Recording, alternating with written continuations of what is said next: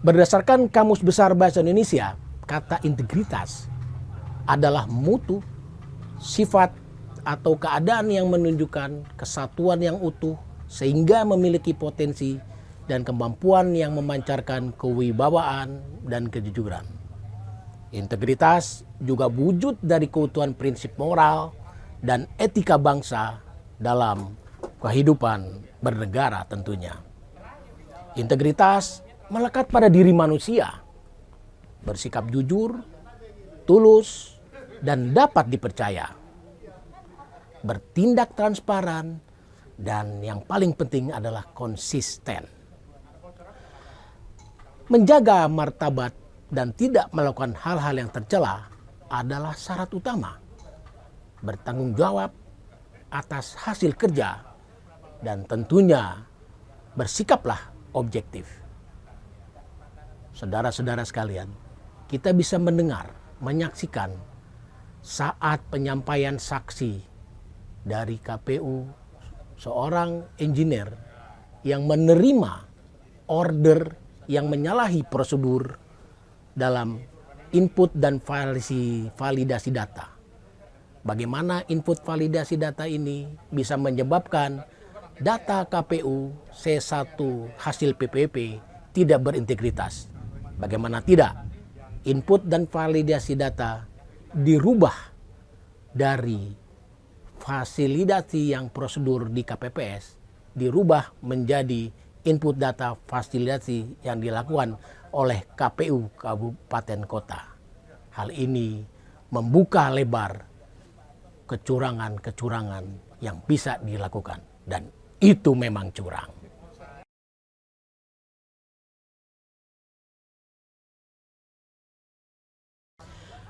Pepesan kosong menggema di saksi MK. Dia mengatakan bahwa fungsi Sirekap hanya adalah pepesan kosong. Padahal, rekan-rekan sekalian, fungsi Sirekap memiliki dasar hukum yang kuat. PKPU nomor 5 tahun 2024 yang dikeluarkan oleh KPU tanggal 12 Februari 2024, 2 hari sebelum pencoblosan, jelas mengatakan pertama, Sirekap sebagai bagian dari sistem informasi yang memiliki dasar hukum yang kuat sesuai pasal 1 PKPU nomor 5 2024 butir 28 bahwa sistem informasi rekapitulasi elektronik yang selanjutnya disebut Sirekap adalah perangkat aplikasi berbasis teknologi informasi sebagai sarana publikasi hasil penghitungan suara dan proses rekapitulasi hasil penghitungan suara serta alat bantu utama dalam pelaksanaan rekapitulasi hasil penghitungan suara pemilu. Dari ketentuan pasal ini dapat disimpulkan bahwa kedudukan Sirekap dan peran Sirekap ada 3. Pertama, sarana publikasi hasil penghitungan suara. Kedua, sarana publikasi proses rekapitulasi hasil penghitungan suara. Dan ketiga, sebagai alat bantu pelaksanaan rekapitulasi hasil penghitungan suara. Sesuai pasal 18, pasal 35, 50, 67, dan 85 PKPU nomor 5 2024 dapat disimpulkan bahwa rekapitulasi hasil penghitungan suara dan sertifikasi rekapitulasi hasil penghitungan suara perolehan dibuat oleh Sirekap. Artinya apa? Artinya adalah Sirekap memiliki kedudukan yang setara dan dia memiliki satu kesatuan dengan hasil perhitungan rekapitulasi manual berjenjang. Karena seluruh produk hukum hasil rekapitulasi dalam bentuk form D rekapitulasi adalah diproduksi atau dibuat melalui Sirekap. Namun kesaksian dari salah satu saksi ahli dari KPU yang nyata-nyatanya bergelar profesor menganggap Sirekap adalah pepesan kosong. Apa kata dunia?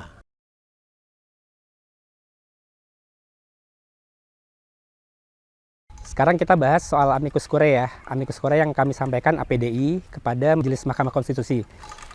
Jadi sebenarnya apa sih amicus curiae itu? Amicus curiae itu dia dari amicus dan curiae. Amicus itu sahabat atau teman, dan curiae itu court atau pengadilan. Jadi amicus curiae itu sahabat pengadilan. Maksudnya adalah kita masyarakat itu bisa menyampaikan pendapat kita atau pandangan kita terhadap suatu kasus yang sedang disidangkan oleh suatu persidangan, terutama kasus yang menyangkut kepentingan publik. Di situ kita sebagai masyarakat menyampaikan partisipasi masyarakat kita memberi saran kepada majelis hakim. Nah, dasar hukumnya sendiri ada. Kalau di Indonesia itu Undang-Undang Kehakiman, jadi hakim itu wajib menggali, memahami dan mengikuti nilai-nilai hukum dan keadilan yang ada di masyarakat gitu. Jadi itu dasar hukumnya. Nah, kemudian kalau dari APDI sendiri, APDI itu kan Aliansi Penegak Demokrasi Indonesia. Jadi kita itu kumpulan antara alumni-alumni ITB yang paham soal IT dan juga lawyer-lawyer yang paham hukum gitu. Nah, kenapa kita berinisiatif mengajukan amicus curiae? Karena kita melihat dari persidangan yang ada di MK sekarang ini, itu banyak yang belum selesai gitu. Maksudnya apa? Ini kan di persidangan itu sistemnya speedy trial ya. Jadi pemohon menyampaikan kesaksiannya, kemudian dari termohon atau terkait juga menyampaikan kesaksiannya, tapi kemudian tidak ada suatu saling counter atau konfrontir antara kesaksian gitu.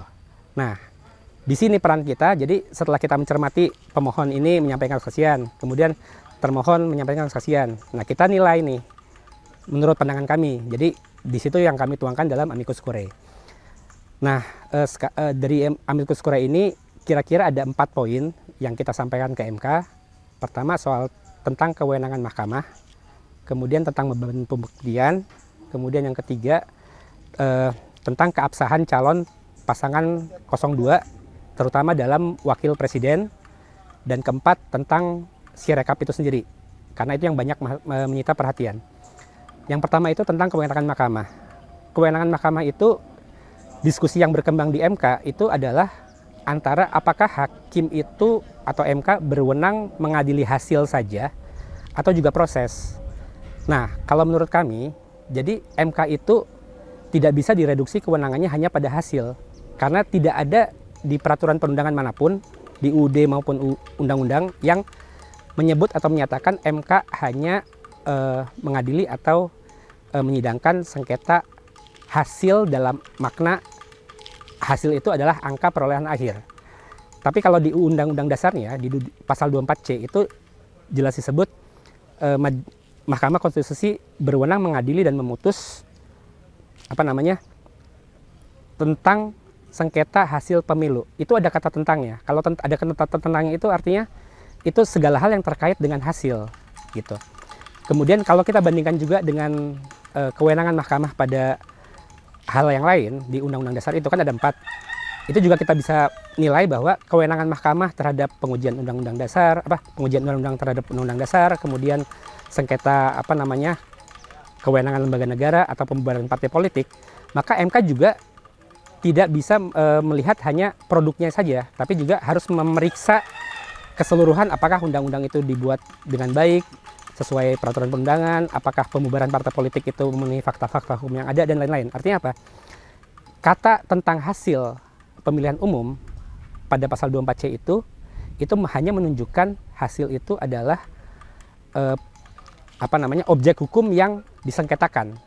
Tapi untuk menilai itu, maka Majelis Hakim Mahkamah Konstitusi harus memeriksa keseluruhan proses, apakah proses ini dari awal sampai akhir itu sesuai dan sah, tidak melanggar hukum dan peraturan perundangan, sehingga hasil yang di akhirnya itu sah secara hukum. Kira-kira begitu. Itu kewenangan mahkamah. Kemudian yang kedua, beban pembuktian. Beban pembuktian itu perbedaan pendapat yang mengemuka biasanya apakah pembuktian itu hanya di penggugat atau tergugat juga gitu. Nah, soal beban pembuktian ini sebenarnya memang kalau dari Latin maksimnya itu kan misalnya actori onus probandi gitu ya. Padahal itu sering diartikan actori onus probandi itu the burden of proof lies on the plaintiff. Padahal actori itu sebenarnya the one who acts, artinya siapa saja yang mengklaim gitu. Jadi kalau prinsip dasarnya itu pembuktian itu seharusnya adalah siapa yang mendalilkan, dia yang harus membuktikan. Itu berlaku untuk yang menggugat atau yang tergugat. Nah, jadi artinya KPU pun harus bisa membuktikan segala klaimnya bahwa memang datanya benar, angkanya benar, dan segala macam. Tidak, beban pembuktian itu tidak boleh hanya diserahkan kepada penggugat. Kira-kira seperti itu. Kemudian yang ketiga itu soal keabsahan calon 02, terutama wakil presiden ya. Jadi kan ceritanya gini, 02 itu, Gibran itu bisa maju menjadi wapres setelah MK mengubah persyaratan pencalonan calon presiden dan wakil presiden di Undang-Undang Pemilu melalui putusan MK 90. Ini yang sangat banyak disorot oleh masyarakat. Karena putusan 90 itu dibuat dengan Hakim Mahkamah Konstitusi Anwar Usman yang sudah terbukti melanggar etik dan hukum karena diputus oleh Mahkamah MK, sehingga hakim tersebut kemudian diberhentikan gitu ya.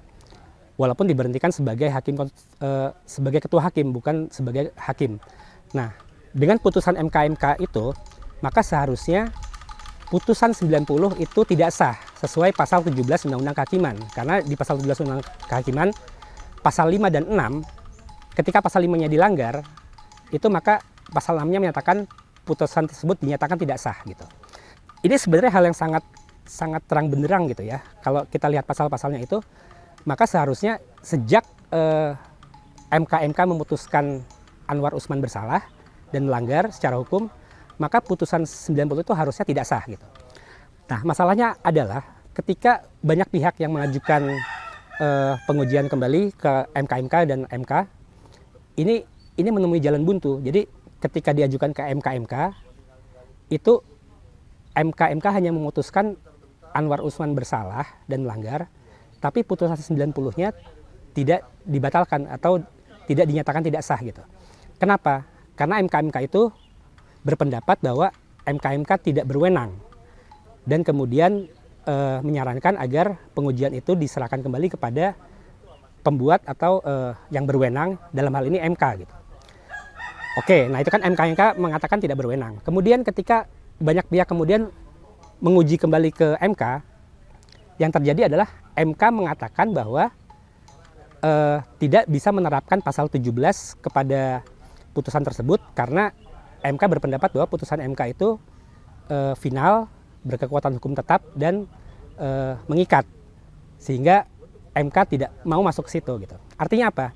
Di sini ketika MK merasa tidak berwenang dan melimpahkan kepada MK, kemudian MK juga memutuskan tidak bisa menerapkan itu dan menyerahkannya kepada malah ke lembaga pembentuk undang-undang atau DPR gitu. Maka artinya apa?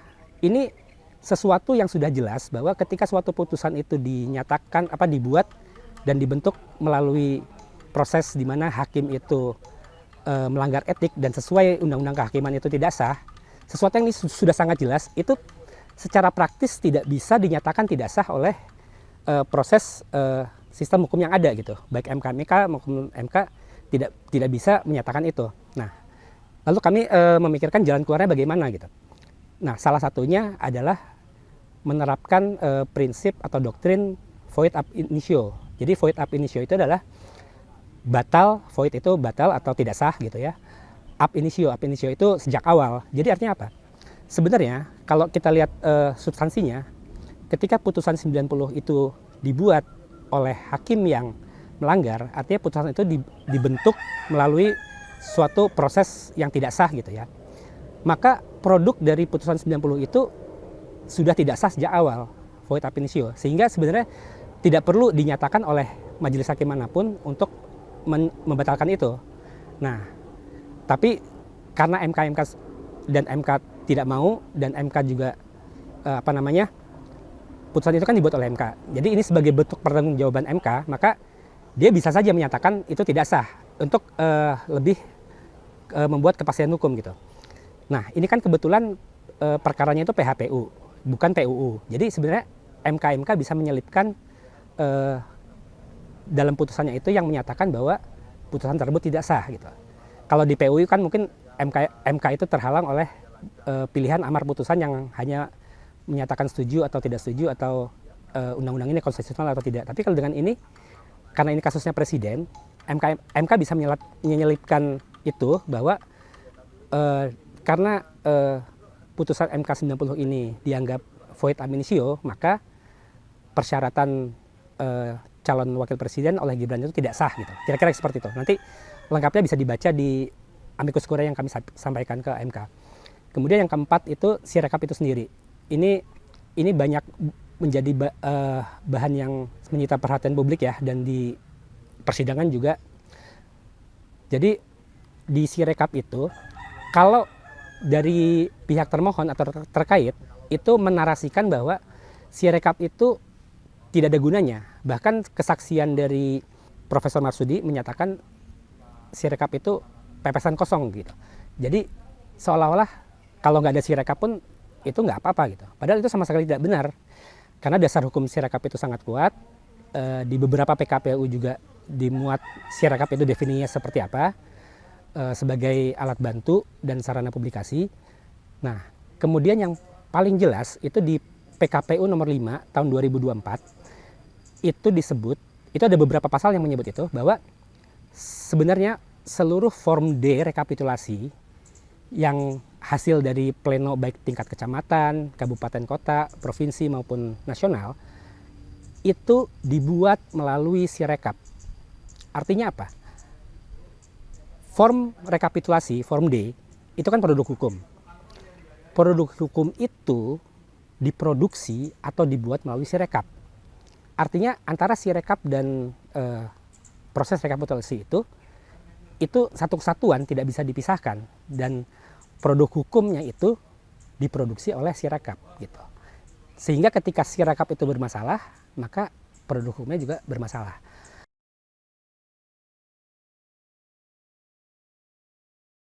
Semua berawal dari alat ini, ya. Ketika pertama kali alat ini dipakai, mungkin orang Indonesia belum ada yang ngeh atau belum ada yang paham bahwa ternyata alat semacam ini itu bisa dipakai sebagai awal dari kata curang atau kecurangan. Kenapa? Tampaknya kalau alat ini dipakai, itu biasa saja. Tidak ada yang melihat itu sebagai sebuah kecurangan. Tapi sebenarnya alat yang kelihatannya fungsinya adalah sebagai pelantang atau mikrofon, bisa digunakan juga sebagai alat membantu kita. Jadi kita sudah punya dua kata kunci di sini, curang dan alat bantu. Karena apa? Alat bantu ini bisa membantu kita untuk bicara sebagaimana orang yang menyuruh kita bicara. Jadi dia bisa bicara lancar tanpa kemudian terpatah-patah seperti biasanya. Dan yang ketiga, orang harus melihat secara detail. Nah, di sini saya akan menunjukkan, inilah detailnya. Jadi apa yang nanti akan kita bicarakan adalah sesuatu yang sifatnya curang, kemudian alat bantu, dan harus melihat secara detail. Karena kalau dilihat secara detail, alat yang tampaknya punya satu fungsi ini, ternyata bisa punya banyak fungsi. Ibaratnya apa? Angka itu juga bisa dipandu dari tempat lain, sehingga kita bisa diarahkan. Itu kata kunci berikutnya, diarahkan. Jadi angka itu juga bisa diarahkan, artinya dipatok dan disetting di tempat. Dan berawal dari kecurangan yang pernah dilakukan ini, kemudian kami, meskipun kami itu terpisah-pisah, tapi ternyata niat kami demi merah putih, demi Indonesia, kita bisa bersama-sama satu pikiran. Saya sebelumnya tidak mengenal dengan tokoh-tokoh yang nanti juga akan bicara. Kami sebelumnya sama sekali, bahkan berasal dari kampus yang berbeda-beda. Tapi alhamdulillah, Tuhan Yang Maha Kuasa, Allah Subhanahu wa Ta'ala, mempersatukan kita untuk menyelamatkan Indonesia. Dan ketika itu bergerak, kata curang tadi berubah menjadi jahat atau kejahatan. Apa jahat? Karena ternyata dari alat yang tadinya cuma curang, kemudian menjadi jahat. Jahat itu artinya apa? Dilindungi atau terlindungi, atau makin tidak kelihatan. Inilah bukti kejahatan. Alat semacam inilah yang kemudian dipakai untuk kejahatan. Jadi artinya apa? Yang tadinya curang, udah menjadi jahat. Itulah yang nanti akan kita bicarakan dalam sistem informasi rekapitulasi pemilu atau Sirekap. Yang tadinya hanya curang, kemudian menjadi jahat. Karena apa? Karena kemudian niat itu muncul, mens rea itu muncul. Ada nanti teman dari hukum yang akan menerangkan bagaimana mens rea itu ada. Ya, jadi dari curang kemudian menjadi jahat. Kita mulai satu persatu. Dimulai dari adanya ketika tiba-tiba suara itu sudah muncul pada jam yang harusnya itu belum muncul. Tanggal 14 Februari 2024, ketika pertama kali itu hari H pemungutan suara dilakukan, mendadak suara itu sudah muncul di situs KPU. Ini tidak masuk akal, ya, karena di setiap tempat di 820.223 TPS itu masih dilakukan perhitungan suara. Tiba-tiba sudah ada di situs KPU. Dan ini aneh. Kenapa aneh? Karena tidak ada yang bisa keluar. Dan ini ternyata diakui oleh staf KPU, ya, yang dia juga akan mengatakan suara itu sudah masuk pada pukul pada pukul 18.30 atau pada pukul 6.30 sore. Dan yang menarik apa? Ternyata setelah kita periksa dengan detail, kata kunci detail tadi, ya, dengan detail, ya, ternyata suara itu atau sumbernya, detailnya disimpan di sebuah server yang ada di Singapura. Masya Allah, ya, masa Indonesia tidak punya sih tempat untuk menyimpan suara? Ada kan?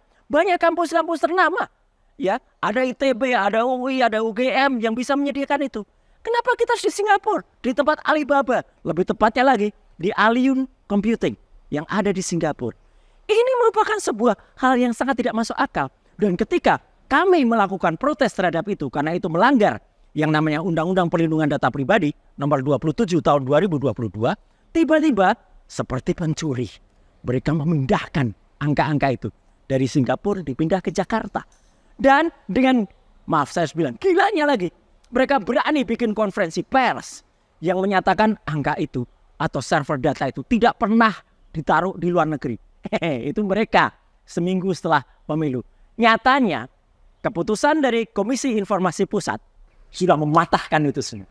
Karena apa? Karena mereka akhirnya mengakui, KPU mengakui bahwa data itu pernah ada di Singapura. Perwakilan KPU, Lukman Hakim, mengakui adanya kontrak pengadaan yang dilakukan KPU dengan Alibaba. Hal itu disampaikan saat Lukman menjawab pertanyaan Ketua Majelis KIP Syawaludin. Jadi ini jelas curang, jelas jahat. Ya, itu sudah temuan-temuan itu. Kemudian mulailah para ahli-ahli teman-teman kita yang nanti juga akan bicara itu pada menyampaikan temuannya. Ada yang sangat detail bisa melihat bagaimana penggelembungan suara. Ya, dari yang tadinya diakui awalnya KPU hanya mengakui 154.541 TPS bermasalah atau TPS-nya salah. Dan itu diakui oleh Ketua KPU sendiri. Ya, ternyata lebih besar dari itu, ratusan ribunya akan dikemuka. Dan ternyata mereka, ini yang paling jahat menurut saya, ya. Mereka mengeluarkan surat keputusan yang menyebutkan SK nomor 349 tahun 2024 dan itu dikeluarkan baru pada tanggal 16 Maret 2024.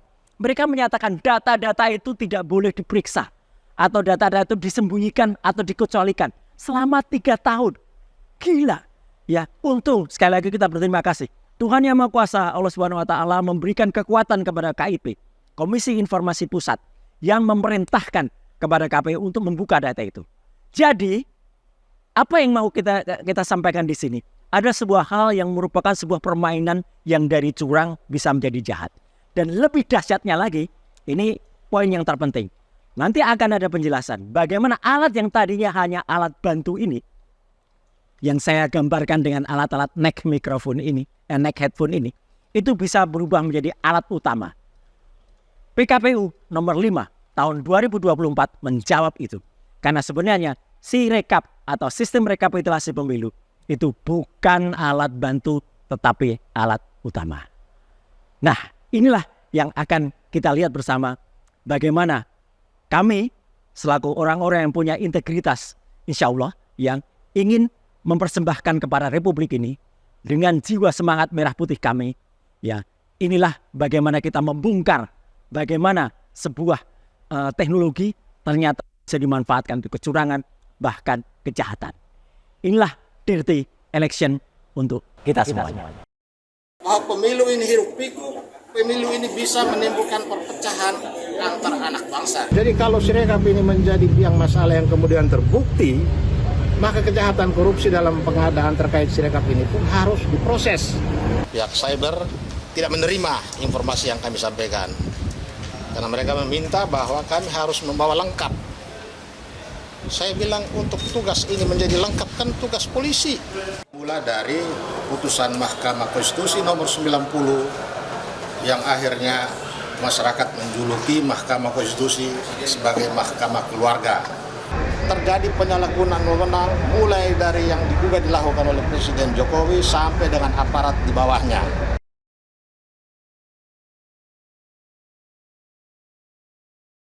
Sebagai negara yang merdeka dan berdaulat, kita memiliki sistem hukum, ya, sistem konstitusi yang semuanya diatur di dalam Undang-Undang Dasar 45. Salah satu sistem hukum yang dibangun dan sesuai dengan perintah konstitusi adalah setiap 5 tahun Indonesia menyelenggarakan pemilihan umum.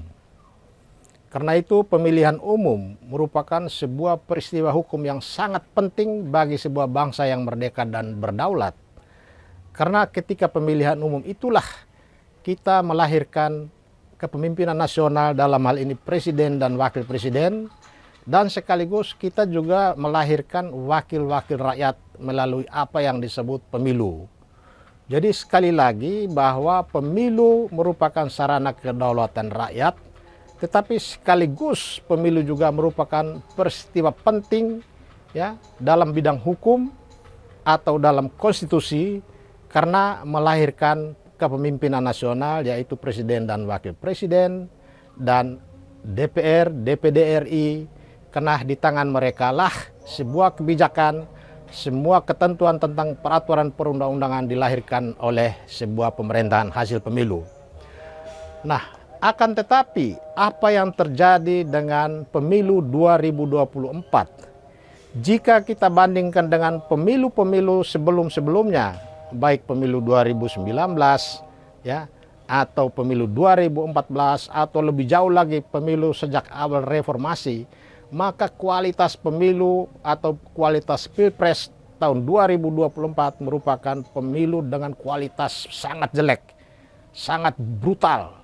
Bahkan banyak pihak memberikan cemooh kepada pemerintah, kepada presiden, kepada penyelenggara pemilu sebagai sebuah lembaga yang tidak mampu menjaga kemandirian, ya, sebagai sebuah institusi yang diberi wewenang oleh Undang-Undang Dasar 45 untuk menyelenggarakan pemilu. KPU tidak bisa menjaga kemandiriannya. Bahkan tidak hanya KPU, Mahkamah Konstitusi sendiri tidak bisa menjaga kemandirian dan kemerdekaan lembaganya sesuai dengan jaminan yang diberikan oleh Undang-Undang Dasar 45. Tetapi ini menjadi salah siapa? Jika kita merunut peristiwa di mana Mahkamah Konstitusi disebut-sebut sebagai telah terkontaminasi nepotisme, maka kita bisa menunjukkan fakta-fakta bahwa Mahkamah Konstitusi ketika menghadapi beberapa persidangan terkait dengan perkara uji undang-undang, ya, terutama undang-undang yang menyangkut uji undang-undang tentang pemilu, nampak sekali Mahkamah Konstitusi berada dalam cengkeraman nepotisme. Siapa nepotisme yang ada di Mahkamah Konstitusi? Kita lihat. Di Mahkamah Konstitusi ketuanya dipimpin oleh seorang hakim konstitusi bernama Anwar Usman, yang ternyata Anwar Usman ini adalah ipar kandung dari Presiden Jokowi.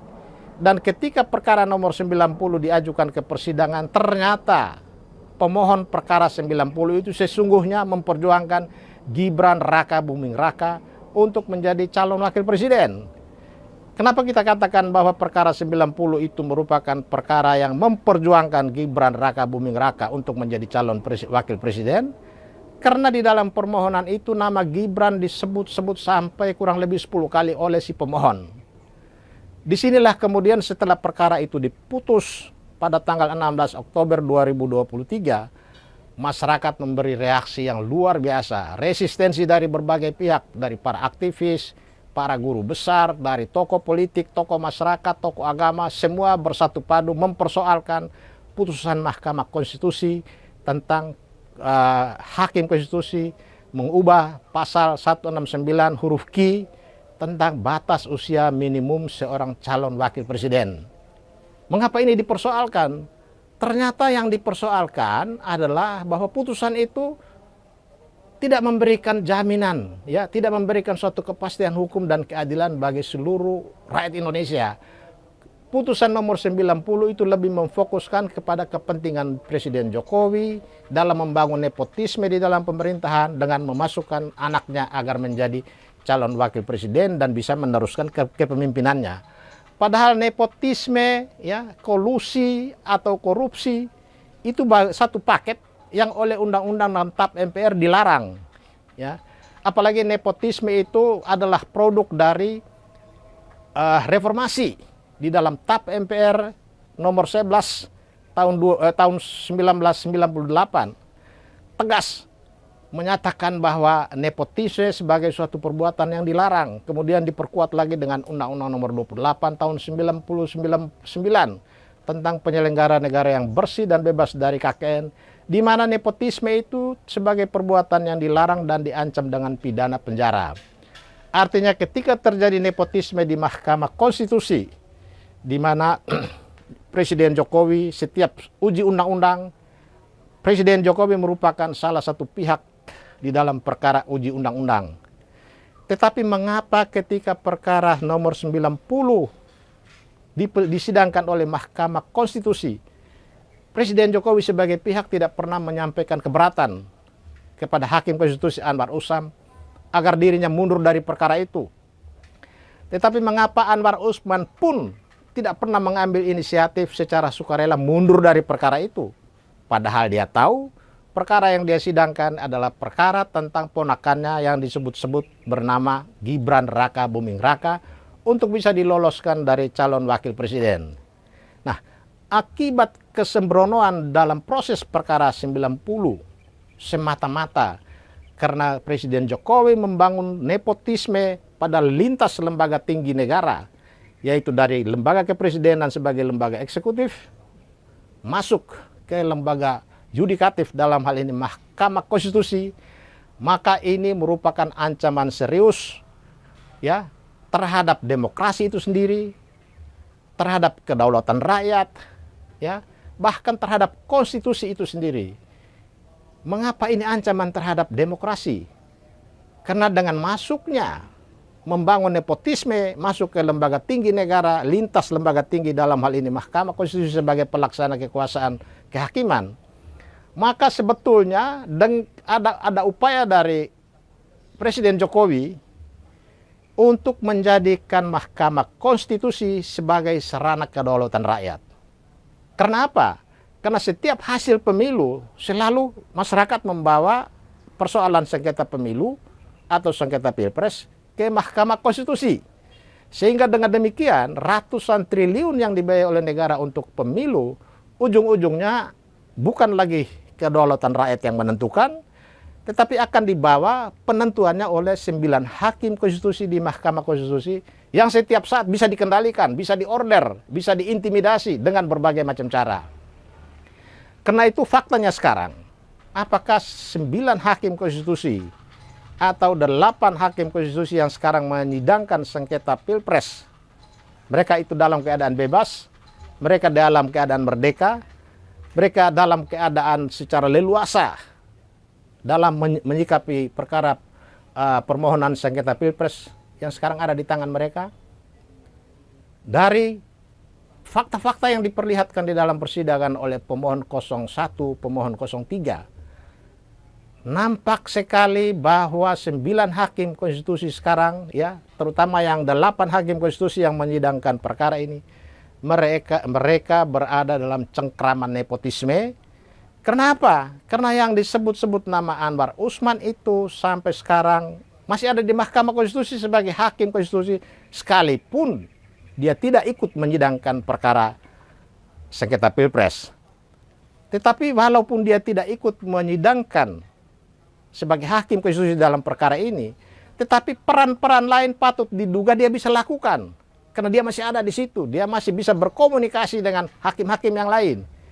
Seharusnya dalam rangka pengamanan terhadap sengketa pilpres dan demi menjaga netralitas dan kemandirian berikut kebebasan hakim-hakim konstitusi, maka Anwar Usman seharusnya diisolasi di suatu tempat sehingga dia tidak boleh berhubungan dengan cara apapun dengan 8 hakim konstitusi yang rekannya sendiri sekarang menyidangkan perkara di Mahkamah Konstitusi.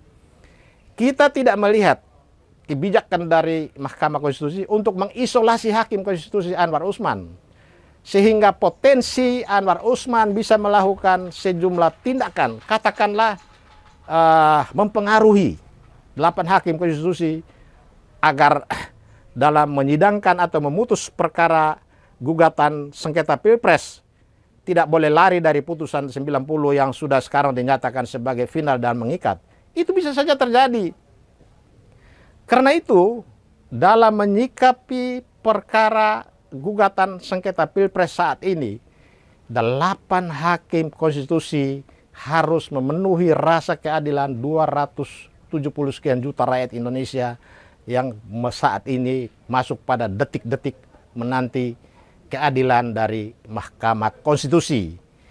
8 Hakim Konstitusi saat ini ditunggu merealisasikan integritas mereka sebagai negarawan yang ditunjuk oleh rakyat, ya, mengendalikan, membangun Mahkamah Konstitusi yang betul-betul memenuhi harapan rakyat. Tetapi jika saja Hakim Konstitusi yang 8 orang ini masih dicengkeram oleh putusan 90 yang sekarang juga menjadi salah satu objek perdebatan di dalam persidangan Pilpres, maka ini juga secara langsung tidak langsung mempengaruhi kebebasan, kemandirian Hakim-Hakim Konstitusi, kemerdekaan Mahkamah Konstitusi sendiri, karena pada dasarnya begitu putusan Mahkamah Konstitusi dalam perkara nomor 90 yang bunyinya seperti itu antara lain meloloskan Gibran Raka Buming Raka, maka sejak saat itu sesungguhnya 9 Hakim Konstitusi di Mahkamah Agung berada dalam cengkraman nepotisme.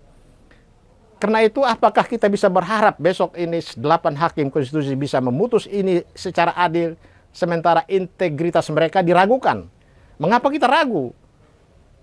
Karena kejujuran mereka, ya, kepakaran mereka, kemampuan mereka sudah tergadaikan dengan putusan nomor 90 itu sendiri.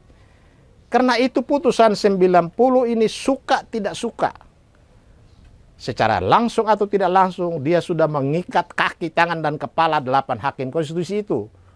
Tinggal sekarang ini apakah 8 Hakim Konstitusi itu memiliki keberanian untuk keluar dari cengkraman putusan 90 itu.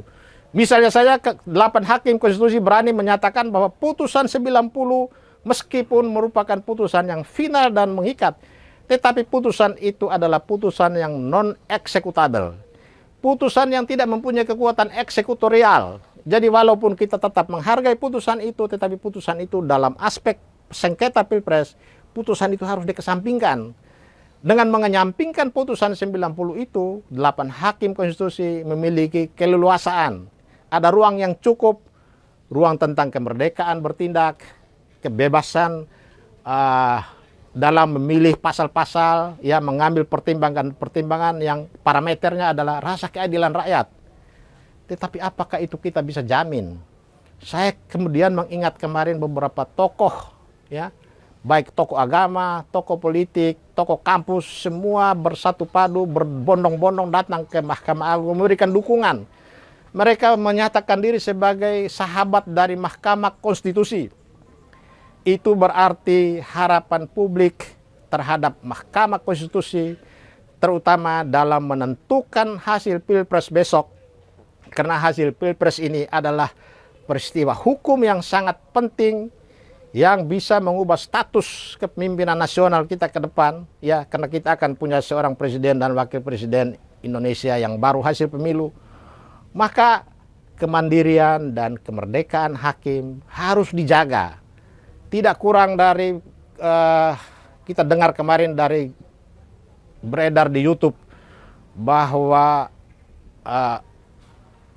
Habib Rizik sendiri berani memberikan jaminan, bahkan juga mengancam kepada negara tidak boleh mengintervensi, mengintimidasi, menakut-nakuti 8 Hakim Konstitusi. Karena di tangan 8 Hakim Konstitusi ini akan menentukan hitam putihnya negara hukum. 8 Hakim Konstitusi akan menentukan bahwa kedaulatan itu ada di tangan rakyat, yang dilakukan melalui pemilu tanggal 14 Februari 2024 kemarin.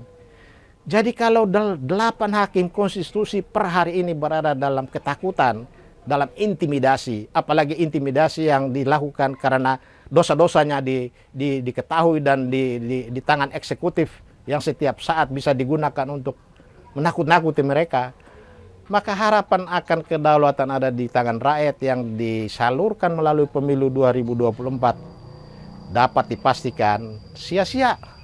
Karena ternyata pemilu ini tidak jujur. Pemilu ini tidak sesuai dengan prinsip-prinsip konstitusi. Ya.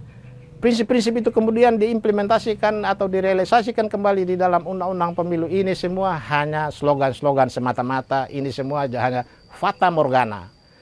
Jadi sekali lagi, dengan melihat fakta-fakta persidangan yang diungkapkan oleh para pihak, baik pemohon 01, pemohon 03, ya, bukti-bukti yang ditampilkan, maka kita sesungguhnya pada hari ini sudah tidak memiliki lagi seorang presiden. Kita hanya punya wakil presiden. Apalagi Undang-Undang Dasar 45 menyatakan bahwa seorang presiden bisa diberhentikan karena tidak lagi memenuhi syarat sebagai presiden. Pertanyaannya, apakah saat ini Presiden Jokowi memenuhi syarat sebagai seorang presiden? Menurut saya sudah tidak lagi sejak lahirnya putusan Mahkamah Konstitusi nomor 90 yang membuktikan bagaimana nepotisme sebagai monster yang menakutkan bagi semua rakyat pencari keadilan masih melekat di Mahkamah Konstitusi. Jadi saat ini kita tidak lagi punya seorang presiden, tetapi kita hanya punya wakil presiden. Kalau perlu besok ada deklarasi menyatakan bahwa presiden kita adalah Pak Maruf Amin dari wakil presiden menjadi presiden. Tinggal sekarang kekuatan di parlemen, beranikah mereka bersikap menyatakan bahwa Jokowi berada dalam posisi tidak lagi memenuhi syarat sebagai seorang presiden.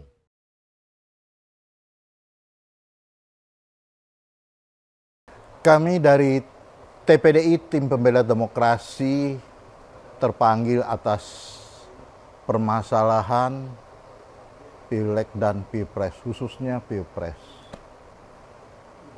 Kami melihat perkembangan daripada Pilpres ini sejak awal. Dan kami terpanggil khususnya karena berkaitan dengan putusan 90 MK. Terlihat di sini ada hubungan kekeluargaan antara Anwar Usman dengan Gibran dengan Jokowi. Kami melihat ini merupakan suatu putusan yang sangat memalukan. Sungguh sangat memalukan. Di mana putusan itu terkait atau ada hubungan kekeluargaan antara Jokowi dengan Gibran dengan Anwar Usman, yaitu antara ipar, om, ponakan, dan anak. Putusan itu sebetulnya tidak boleh dikabulkan, di mana yang mengajukan adalah tidak punya legal standing,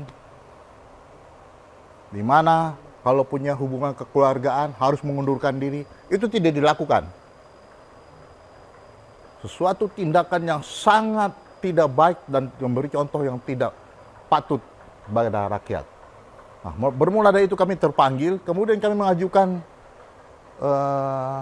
gugatan ke MK tentang perilaku atau dugaan pelanggaran etik yang dilakukan oleh Anwar Usman. Kami meminta supaya dia dipecat sebagai hakim Mahkamah Konstitusi. Tapi putusannya memecat, terjadi pelanggaran berat, tapi memecat sebagai ketua MK. Ini sangat bertentangan. Yang kami minta apa? Yang dikabulkan apa? Kalau saya bilang ini hanya putusan menyenangkan kami sebagai salah satu yang mengajukan tentang perilaku etik yang dilakukan oleh Anwar Usman. Dengan dipecatnya sebagai ketua MK, tentu dia masih sebagai hakim konstitusi.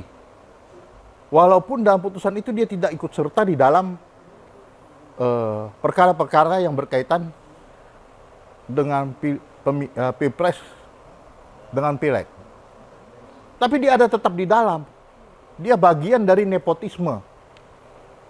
Nah, oleh karena itu kami mengambil langkah pada waktu itu juga kami melaporkan ke Komisi Pemberantasan Pemilu Kami melaporkan tentang adanya dugaan nepotisme.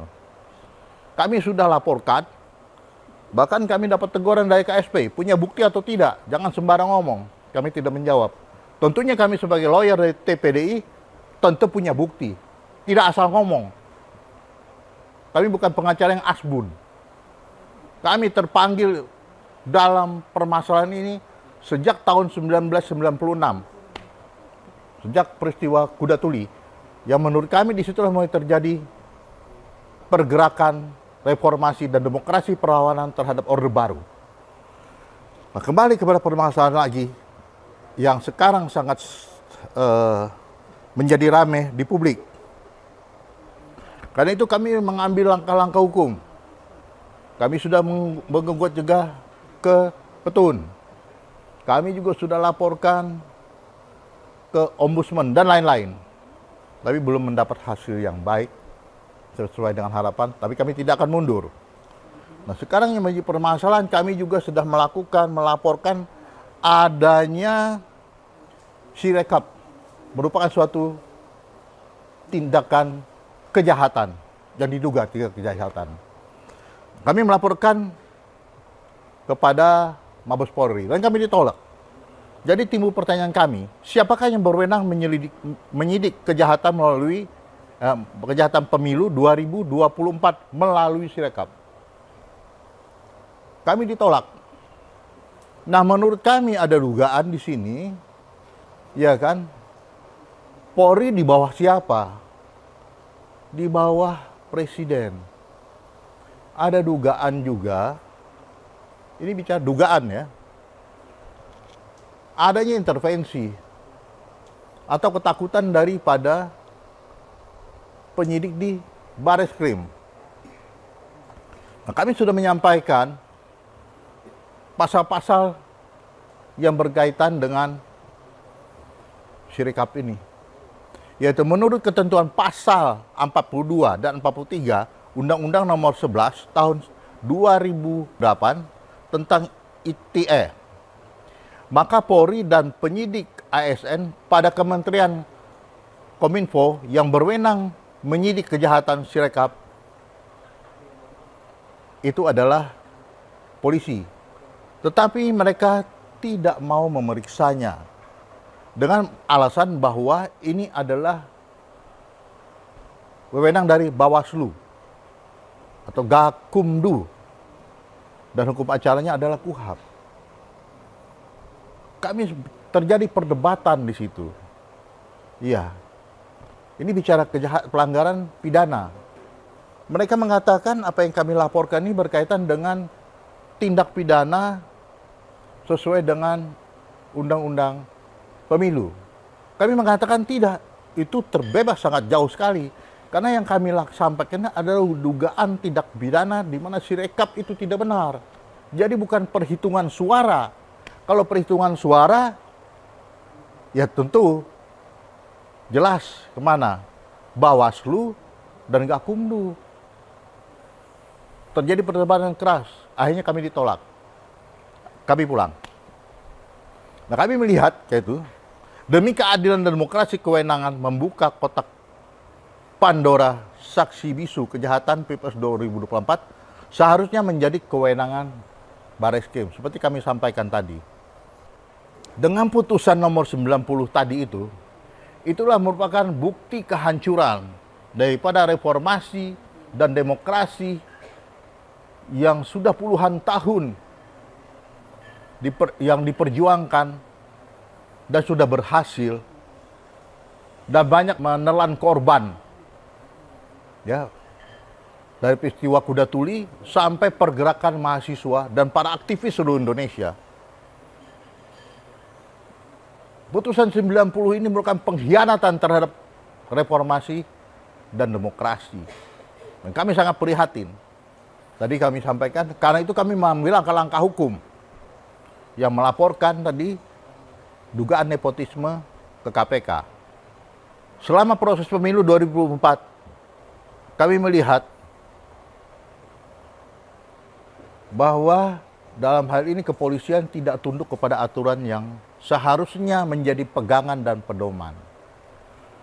Di sini terlihat lagi bahwa tanpa disadari sudah mematikan demokrasi lagi, sudah mematikan reformasi lagi. Karena itu kami terus berjuang tanpa tidak henti-henti sampai sekarang. Kami melihat apa yang terjadi karena Polri di bawah Presiden ada dugaan, tentu mereka takut. Ini terlihat harusnya ada tindakan tegas dan memisahkan oleh yang Jokowi mengatakan jalan jika ada terjadi peristiwa-peristiwa yang berhubungan dengan pelanggaran dari institusi yang terkait, dalam hal ini KPU, jika melanggar ketentuan yang tidak sesuai dengan undang-undang pemilu. Tapi ini dibiarkan. Terlihat di sini tidak ada etika. Kita lihat aspek etika berbangsa dan bernegara menurut TAP MPR nomor 6 garing MPR 2001 tentang etika kehidupan berbangsa. Sangat tidak dihormati. Padahal seharusnya disadari bahwa aplikasi Sirekap KPU merupakan instrumen teknologi informasi yang secara langsung menyentuh azas pemilu. Karena fakta fungsi Sirekap ternyata tidak sejalan atau bertentangan dengan pasal 22E Undang-Undang Dasar 1945, yaitu azas luber dan jurdil. Dan pasal 28F Undang-Undang Dasar 1945, yaitu hak setiap warga negara untuk berkomunikasi dan memperoleh informasi untuk mengembangkan pribadi dalam dan lingkungan sosial dan seterusnya. Sementara pada sisi yang lain, terdapat banyak fakta pelanggaran pemilu dan kejahatan pemilu yang telah mempengaruhi proses dan hasil proses Pilpres tahun 2024. Semata-mata kesalahan, kelalaian, dan kesengajaan oleh penyelenggara pemilu yaitu KPU, termasuk melalui instrumen aplikasi Sirekap KPU. Maka berdasarkan pasal 410 ayat 3 Undang-Undang nomor 7 tahun 2017 tentang pemilu, maka tidak ada alasan Bareskrim untuk tidak menindaklanjuti berbagai kejahatan terkait Sirekap. Dan juga tidak ada alasan bagi MK untuk tidak mendiskualifikasikan paslon 02 dalam putusan sengketa Pilpres 2024 dengan perintah agar KPU melakukan pemilu ulang tanpa keikutsertaan paslon 02. Cukup sampai sekian, masih banyak yang akan diungkapkan. Tapi kembali mohon maaf, tidak mungkin kita bukakan dalam satu sesi yang pendek ini. Terima kasih. Merdeka! Merdeka! Merdeka!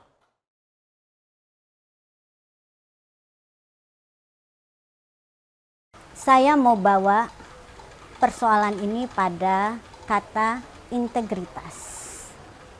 Dan kita tidak akan memperdebatkan masalah definisi, tetapi pada apa esensi dari integritas.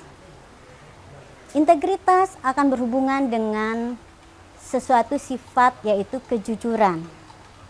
Lalu transparansi, akuntabilitas, dan kepercayaan. Kepercayaan dari pihak lain terhadap hasil dari suatu proses. Nah, sekarang kita bawa integritas ini pada permasalahan pemilu sekarang. Saya melihat bahwa integritas itu dihasilkan dari dua faktor. Yang pertama adalah integritas dari proses, yang kedua adalah integritas dari hasil.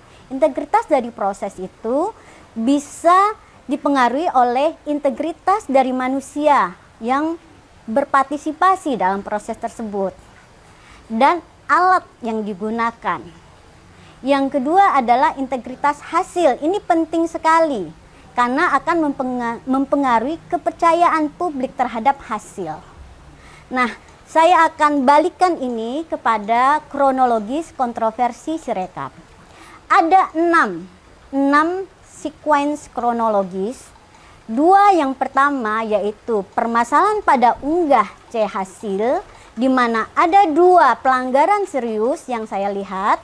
Yang pertama adalah tidak adanya validasi terhadap hasil konversi dan langsung disimpan pada database. Dan yang kedua adalah tidak adanya hak edit oleh KPPS terhadap hasil konversi tersebut.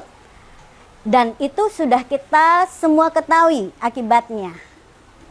Dan yang terakhir adalah fakta yang juga tidak terbantahkan bahwa hak edit tersebut diberikan kepada KPU Kabupaten Kota.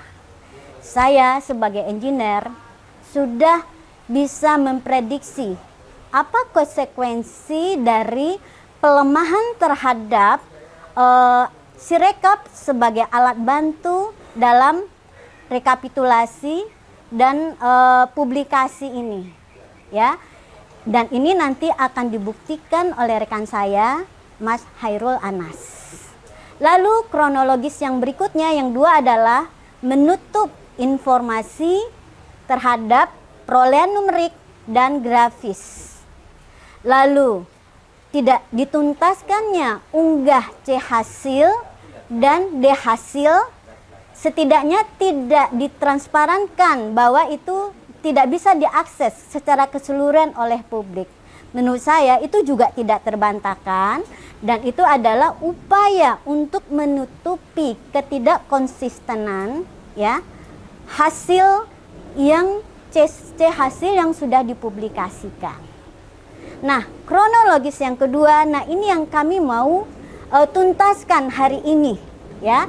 Yang pertama adalah keanehan dalam perolehan suara paslon yang statis, hal yang tidak logis. Yang kedua adalah upaya untuk menutup bahwa Sirekap ini bukanlah sesuatu alat yang perlu menjadi acuan. Dan ini akan dijawab oleh tim hukum kami bahwa Sirekap adalah alat yang penting yang tidak terpisahkan dalam proses rekapitulasi dan penetapan hasil. Sekarang saya mau hubungkan antara integritas dengan kontroversi yang kelima dan keenam. Oke, banyak pihak yang mengklaim, ya, bahwa apa yang kami sudah ungkapkan tentang potensi manipulasi, bahkan kami sebut itu sudah kejahatan, itu dinafikan oleh pihak terkait. Ini akan dibuktikan bahwa manipulasi yang terjadi itu akan berhubungan dengan kontroversi yang kelima, bahwa hasil prosentase itu sudah tidak bisa dipertanggungjawabkan, sudah tidak berintegritas, dan akibatnya itu tingkat kepercayaan publik terhadap hasil yang sudah ditetapkan itu hilang, dan konsekuensi hukumnya adalah ketidaksahan dari hasil tersebut. Kemudian yang keenam, bahwa Sirekap itu bukan sesuatu yang dipertimbangkan dalam rekapitulasi, itu juga tidak benar, ya. Bahkan ada yang menganggap pepesan kosong itu menurut saya adalah upaya untuk menutupi bahwa hasil tersebut sudah tidak berintegritas. Berhubungan dengan kontroversi yang kelima dan enam, ya, perolehan suara paslon yang ditampilkan yang relatif statis itu dari temuan-temuan dan fakta-fakta di lapangan, saya akan menyebutnya itu bukan lagi kejahatan. Kalau itu dilindungi, ya, dinafikan, maka saya menyebutnya ini akan menjadi skandal besar. Skandal besar Pilpres 2024. Kenapa demikian? Saya akan mengkonfirmasi pernyataan, ya, bahwa Sirekap dianggap sebagai pepesan kosong, itu adalah upaya untuk menutupi skandal besar ini. Dan jika ini dibiarkan, yang saya khawatirkan adalah ini akan menjadi beban bersama, bahwa kita pernah mengabaikan ya suatu hasil pemilihan yang tidak berintegritas, yang diabaikan, dianggap tiada dengan menutupi Sirekap, ya, itu akan menjadi dosa bersama. Saya sebagai engineer menganggap ini sudah fraud. Tidak bisa ditutupi lagi dengan mengatakan bahwa ini tidak ada TSM, bahwa Sirekap tidak dipakai. Tidak. Sebagai engineer, sesuatu pelanggaran yang dilakukan bahkan pada kode program itu konsekuensinya sudah pasti, bahwa jika ini dilakukan sistem akan lemah, memudahkan manipulasi, dan pada hasilnya manipulasi ini data-data itu akan menghasilkan informasi yang tidak benar, termasuk perolehan dari dan penetapan dari hasil rekapitulasi tersebut.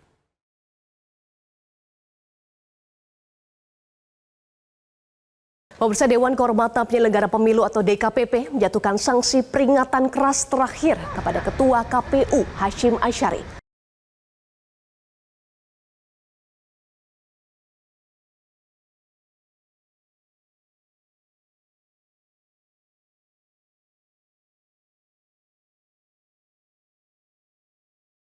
Pemberhentian dengan tidak hormat kepada Anwar Usman sebagai Ketua Mahkamah Konstitusi. Anwar Usman dinilai melakukan pelanggaran berat etik dan perilaku. Menjatuhkan sanksi pemberhentian dari jabatan Ketua Mahkamah Konstitusi kepada hakim terlapor.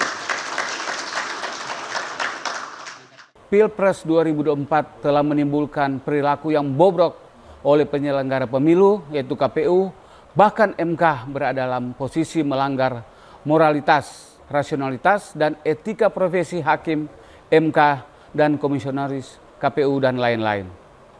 Hal ini telah menimbulkan ketidakadilan dan intolerable, ketidakadilan yang melampaui batas toleransi atau kewajaran karena dilakukan oleh suprastruktur kekuasaan dengan melanggar Undang-Undang Dasar dan TAP MPR dan Undang-Undang. Dengan kondisi seperti ini, maka MK harus menyatakan diri berwenang memeriksa dan mengadili perkara perselisihan hasil pemilu yang diajukan oleh Paslon 1, Paslon 3, karena proses pemilu telah melanggar asas-asas pemilu, asas-asas pemerintahan yang baik, asas-asas etika bernegara. Dari bukti-bukti yang diajukan terutama oleh perkara pemohon nomor 1 dan Paslon 01 dan perkara permohonan nomor 2 oleh Paslon 03 merupakan bukti-bukti yang sudah notair feiten termasuk oleh 8 hakim konstitusi yang memeriksa dan mengadili perkara AKO seperti 1. Putusan MK nomor 90 tahun 2003 tanggal 16 Oktober 2003 tentang konflik interest yang dimiliki oleh Anwar Usman, hakim yang memeriksa sekaligus Ketua MK yang memimpin persidangan perkara nomor 90 tersebut memuat dissenting opinion dari 4 hakim konstitusi secara progresif membongkar tuntas konflik interest dari Anwar Usman karena memiliki hubungan semendah dengan Jokowi dan Gibran Rakabuming Raka sehingga publik memberi label Mahkamah Konstitusi menjadi Mahkamah Keluarga.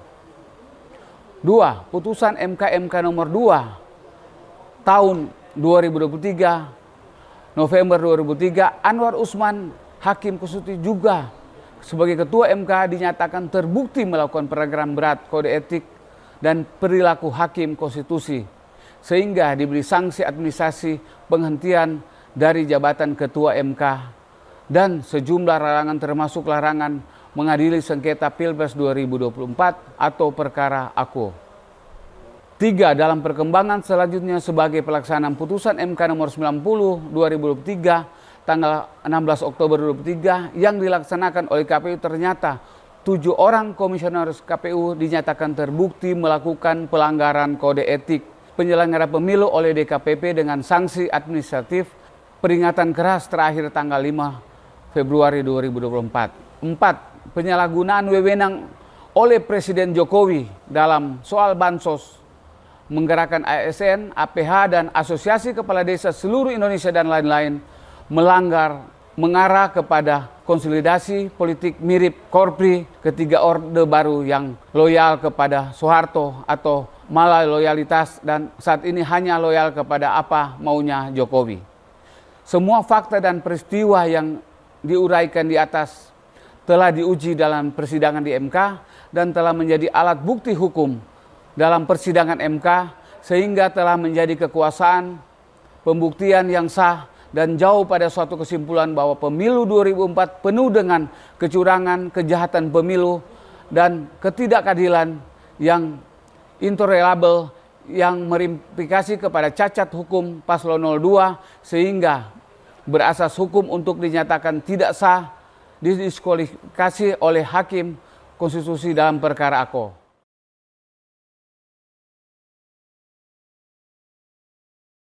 Pemilu curang versus integritas pemilu. Integritas pemilu adalah sebuah kondisi di mana kedaulatan rakyat harus dijamin oleh para pemangku kepentingan. Oleh karenanya, integritas pemilu harus dijaga oleh penyelenggara pemilu, oleh pemerintah, dan oleh semua pihak. Lalu apa yang dimaksud dengan pemilu curang? yakni ketika integritas pemilu diabaikan, bahkan diinjak-injak sedemikian rupa, sehingga pemilu bukan hanya tidak bermakna, tetapi pemilu menghasilkan hasil-hasil pemilu kepemimpinan di setiap tingkatan, dalam hal ini Pilpres, yang tentu saja bukan hanya tidak bermakna, bisa kehilangan legitimasi, dan bisa juga menjadi pemerintahan yang tidak efektif, karena hilangnya kepercayaan publik. Inilah yang menjadi pertaruhan kita dalam pemilu 2024. Mengapa? Karena ini adalah pemilu pertama kali terjadi sejak reformasi yang mendapatkan catatan negatif. Dari kami sebagai pemantau pemilu saat ini, catatan saya begitu hitamnya pemilu 2024. Kenapa? Karena integritasnya kehilangan marwah. Penyelenggara pemilu dituding bahkan terbukti melanggar etika penyelenggara pemilu. Pemerintah, bahkan pemerintahan tertinggi setingkat presiden, juga dituding melakukan cawe-cawe dan diakui. Ini problemnya. Lalu apa yang membuat integritas pemilu begitu rusak? Sebagai pemantau pemilu, kita punya pengalaman di berbagai negara. Ketika pemilu rusak, maka hasilnya bukan hanya tidak legitimate, tetapi juga kedaulatan rakyat menjadi terhambat, bahkan terinjak-injak. Inilah saatnya saya pikir kita masih punya harapan ketika Mahkamah Konstitusi akan memutuskan apa yang akan mereka putuskan.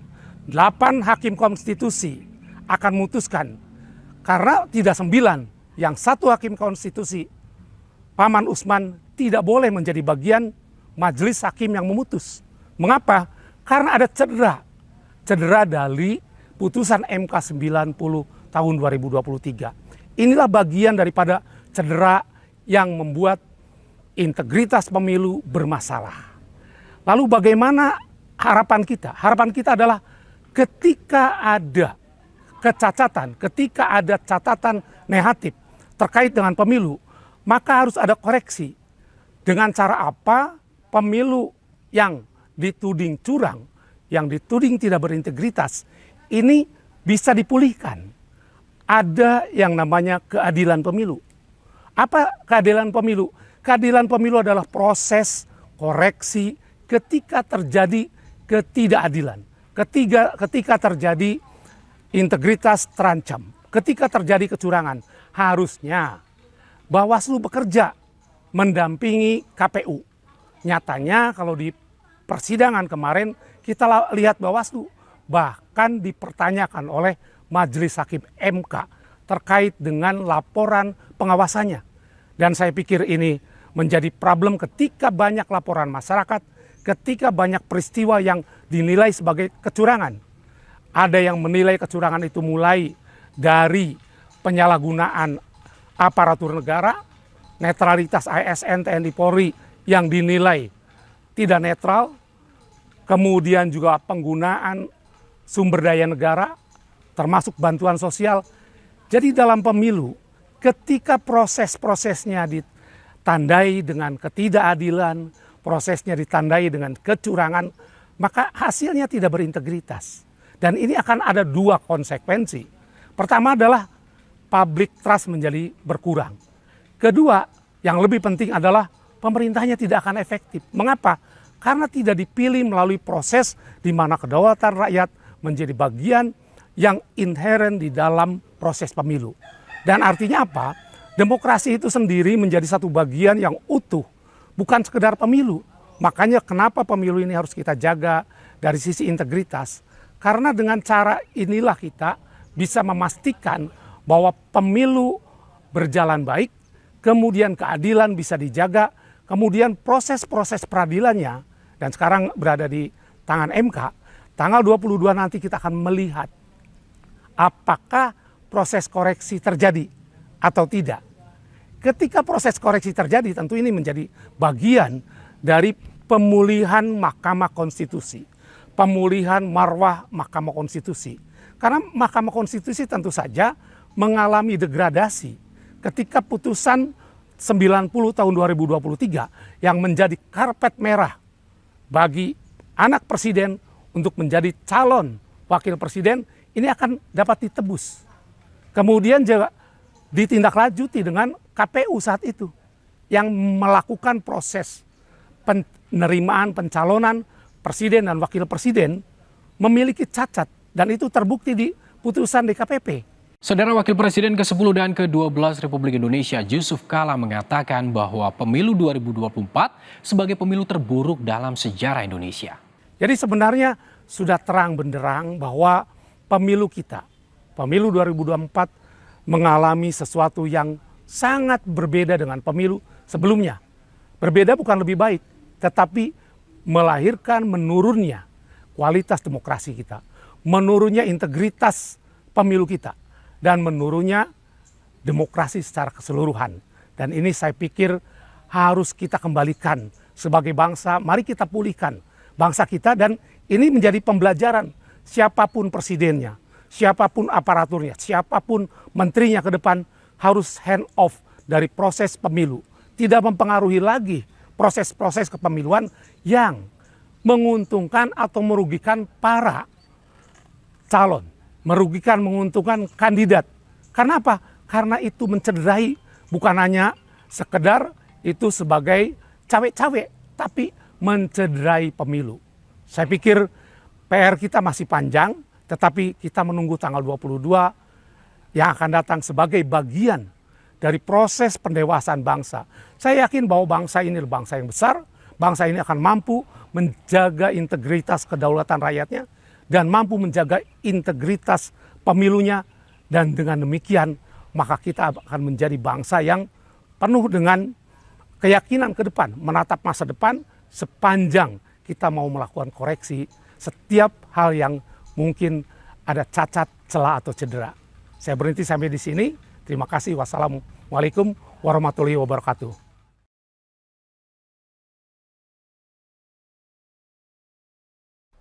Ya, salam demokrasi, sahabat-sahabat pemilih Indonesia. Terima kasih ya sudah konsen terhadap film election, Dirty Election. Kami mencoba menghimpun beberapa data terkait Sirekap. Kami membuat robot, namanya robot tidak hilas. Itu sebenarnya sudah berjalan sejak 2019, kita aktifasi ulang di tahun ini.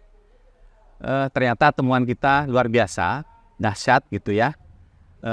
Saya menamakan cerita ini dengan temuan data invalid Sirekap ya.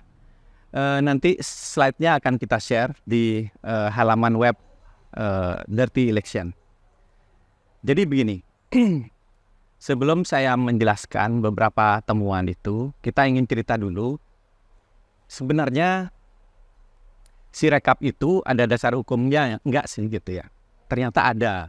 Jadi pada PKPU nomor 5 tahun 2024 itu disebutkan bahwa Sirekap itu adalah alat kerja atau alat bantu dan alat utama dalam melakukan rekapitulasi, mulai dari perhitungan, rekapitulasi sampai pengumumannya dari hasil pemilu ini. Itu ya. Nah, perhitungan mulai dari TPS mendapatkan C hasil. Itu data primer gitu ya.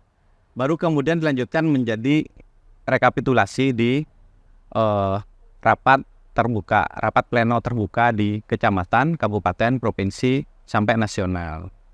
Nah, itu yang diproses adalah D hasil. Dari C hasil, ketika direkap menjadi D hasil, hasilnya diupload ke Sirekap lagi, gitu. Jadi hasil yang dibawa pulang oleh para peserta rapat itu dikeluarkan oleh D hasil dari Sirekap itu juga, gitu. Terus berjenjang naik terus sampai ke nasional. Dan bagi publik yang dilihat adalah halaman diagram dan tabulasi, di mana itu diambil dari data primer, bukan dari data D hasil atau rekap gitu. Tapi langsung dari data primernya, karena setiap data primer ada angka-angkanya, maka naiklah menjadi data nasional dalam bentuk tabular maupun diagram. Nah, itu yang disebutkan dalam PKPU nomor 5 2024 gitu ya. Oleh karena itu tidak bisa kita mengabaikan Sirekap. Justru Sirekap itu adalah bagian terpenting dari proses rekapitulasi. Kalau tidak ada Sirekap, maka rekapitulasi tidak berjalan. Nah, ini sebagai bahan pengetahuan kita bersama. Jadi apabila ada ahli atau saksi lain yang mengatakan bahwa Sirekap itu menjadi tidak perlu lagi ketika rekapitulasi manual berjenjang selesai, itu pendapat yang keliru gitu ya. Nah, sekarang gini, bagaimana saya bisa mendapatkan data Sirekap? Itu ada situsnya. Jadi di pemilu 2024.kpu.go.id itu KPU mempublikasi hasil dari sejak hari pertama pencoblosan sampai hari kedua dan seterusnya. Namun pada tanggal 6 itu situs atau tampilannya itu ditutup. Tampilan tabulasinya dan diagramnya ditutup. Sebelumnya dia ada gitu. Nah, pada saat ditampilkan itu, kita bisa membaca datanya, baik dengan mata maupun dengan program. Nah, sejak tanggal 6 itu, mata kita tidak bisa lagi melihat hasilnya, tapi hanya bisa melihat gambar C1. Tabulasinya, diagramnya itu sudah tidak ada lagi. Tapi kalau kita menggunakan program, kita membaca JSON, data JSON yang ada di webnya KPU, di mana itu juga tidak kasat mata gitu ya. Kita tetap bisa baca dan ternyata masih mengalir terus. Sampai terakhir kita mendapatkan data sekitar 63% data yang lengkap gitu ya. Nah, untuk ini jangan khawatir kita dianggap melakukan hacking atau mengambil data dari backdoor, mencuri atau mendapatkan dari orang dalam, enggak. Jadi ini murni memang open data dari KPU itu sendiri. Oke, cukup ya. Oke, sekarang Sirekap itu sendiri bagaimana posisinya? Setelah Sirekap memang ada SK-nya atau PKPU-nya dari peraturan KPU nomor 5 2024, lantas bagaimana dengan sertifikasinya atau audit IT-nya terhadap aplikasi itu? Seperti apa? Nah, itu KPU yang bisa jawab. Kami masih meragukan kalau dikatakan ini sudah lolos audit. Kenapa? Karena sampai hari pencoblosan itu aplikasi masih ada update gitu ya. Jadi yang mana yang disertifikasi atau yang diaudit gitu. Maka kami menunggu dokumen yang dari KPU itu seperti apa, yang diperoleh KPU dari BRIN maupun dari BSSN katanya ya. Itu kita tunggu. Saya tidak bisa mengatakan itu tidak ada. Tapi kalau ada, maka pertanyaan besar. Karena ternyata hasil kerja Sirekap ini amburadul. Bagaimana mungkin aplikasi seperti ini bisa mendapatkan sertifikasi, gitu ya. Baik, untuk itu, ketika data ini sudah kita ragukan, gitu ya, satu-satunya cara sebenarnya kita itu mempercayai C1 atau C hasil yang ada metadatanya. Nah, ini kita sudah minta ke KPU dari pekan yang lalu, sekitar 2 hari sebelum Lebaran, sampai hari ini belum dijawab, gitu ya. Padahal itu bukan data yang rahasia, seharusnya itu data publik, sudah diputuskan oleh Komisi Informasi Pusat ya. Nah, itu kita minta, tapi sampai hari ini belum dapat. Oleh karena itu, maka kami menggunakan data-data yang ada di situs KPU itu. Dan kita sudah ambil semua, dan hasilnya ternyata luar biasa. Banyak sekali penyimpangan atau error gitu ya, yang menyebabkan kita dapat menyimpulkan bahwa datanya tidak bisa dipercaya. Apa aja yang saya lakukan? Saya melakukan pengecekan 6 hal. Pertama, kelengkapan data ya. Kelengkapan data, yang kedua profil halaman utamanya sebelum ditutup gitu ya. Yang ketiga adalah checksum terhadap kehadiran. Yang keempat, checksum terhadap suara paslon dan suara-suara yang lain ya. Yang diisikan di form C hasil. Kemudian kami juga melakukan checksum terhadap update data per batch yang dilakukan oleh KPU untuk melihat polanya gitu ya. Karena memang data itu tidak masuk per TPS tapi per kelompok gitu ya, per kelompok. Mungkin ada 1.000, 2.000 itu naik bersamaan dan kita lihat berdasarkan timestamp-nya. Terakhir kami mengecek jejak perubahan yang terjadi. Jadi ada 6 ya. Oke, yang pertama kita bicara cek kelengkapan data. Ternyata hanya ada 63% TPS yang datanya lengkap dan diisi dengan baik. Ada J1-nya lengkap 3 halaman, ada datanya di input, kemudian data administrasi juga lengkap ya. Itu ada sekitar 519.353 suara atau setara 63,09%. Nah, ini yang datanya lengkap, data administrasinya ada, data suaranya ada, C1-nya ada. Sisanya itu tidak lengkap, bahkan ada yang tidak ada sama sekali. Makanya ada yang sifatnya true-true, true-false, false-true, dan false-false. Itu status di data KPU itu sendiri. Nah, dari yang 63% ini kita sisir lagi menggunakan checksum saya. Checksumnya antara lain ya. Misalnya saya mengecek penjumlahan paslon 1, 2, 3 dibandingkan dengan suara sah. Sama apa tidak? Ternyata ada 25.209 TPS yang tidak sama misalnya. Terus saya cek suara sah tambah suara tidak sah, apakah sama dengan suara total? Ternyata ada yang tidak sama lagi. Terus suara total apakah sama dengan pengguna total? Pengguna total apakah sama dengan DPT yang hadir, tambah DPTB, tambah DPK, dan seterusnya. Saya ngecek kira-kira terhadap data-data yang tadi lengkap.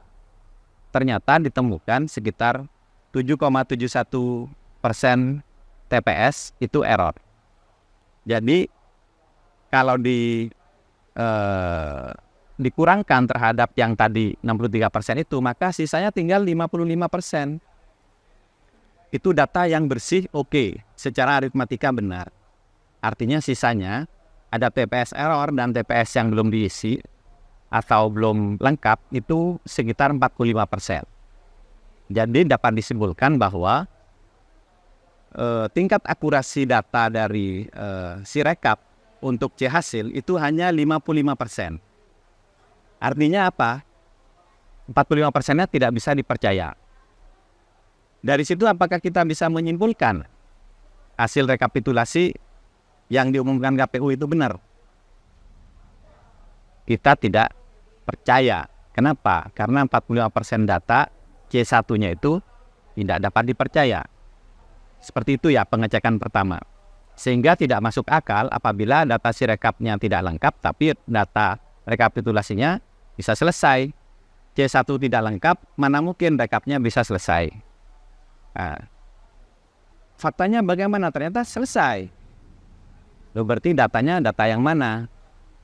Kita mempertanyakan itu dan kita sedang meminta data yang mana yang dipakai, kan gitu.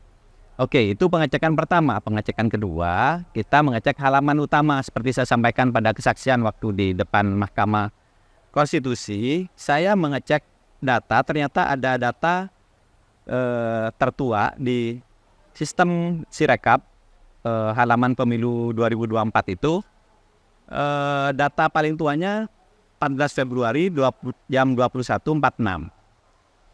Tapi di potret web archiver terhadap halaman KPU beberapa jam sebelum jam 21.46, yaitu jam 18.30 sudah ada datanya. Sudah ada data, sehingga banyak yang curiga, loh kok ini sudah ada data sebelumnya, berarti itu data dari mana? Dan sekarang dicek itu data nggak ada. Dan jadi kemana sekarang data itu? Banyak yang mengatakan ini untuk membangun asumsi bahwa inilah hasil yang sudah tergambar saat itu. Setidaknya sampai jam 21.46 itu ya. Nah, ini pertanyaan besar.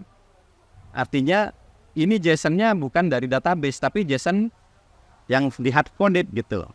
Nah, ini pertanyaan. Kita sedang menunggu jawaban dari KPU karena KPU tidak memberikan jawaban secara terbuka. Katanya akan disampaikan log sistemnya, tapi kita belum dapat sampai hari ini. Kemudian kalau disimpulkan dari data yang masuk tadi sebelum jam 21.46, ternyata ada 46.574 TPS, itu total suaranya sekitar 3.110.000, yang artinya rata-rata per TPS hanya 64 suara, jadi itu nggak masuk akal gitu ya.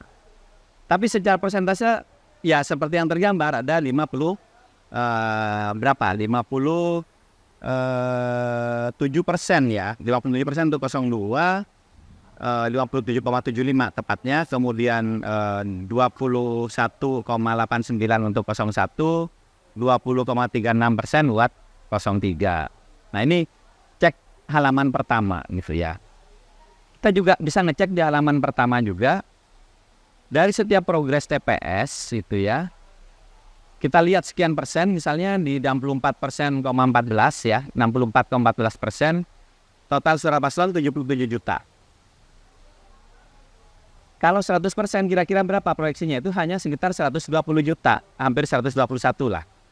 Nah, bandingkan dengan suara versi KPU ketika diumumkan, total suara di 100% itu pada saat 20 Maret itu 164 juta, berarti ada selisih sekitar 43,5 juta suara.